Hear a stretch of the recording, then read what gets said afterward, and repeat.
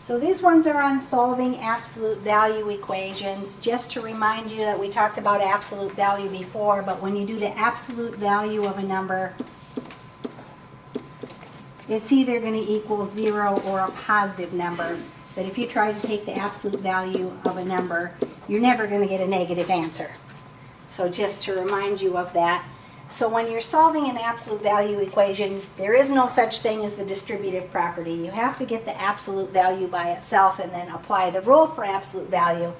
So in this case, if I want to get the absolute value by itself, I end up having to divide by the -4.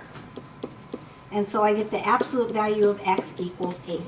Since that is a positive number, you're actually going to end up getting two solutions because the absolute value of 8 is 8. 8 is 8 places from 0, but so is the absolute value of a -8. So it'll tell you in the directions that if you have more than one answer, separate them with a comma because you're going to get two solutions if this is a positive number here. So on number 2, if I want to get the absolute value by itself, the first thing I'm going to do is add the 20. And so the absolute value of x would equal 7. So what values are 7 places from 0 on the number line? Both 7 and -7.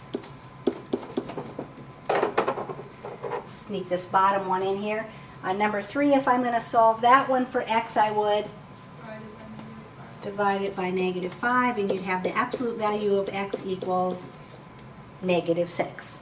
So since absolute value by definition is a distance, you can't be -6 places from something. In this case, you're just going to pick over to the side the little box that says no solution, because the absolute value of nothing is going to give you an answer of -6.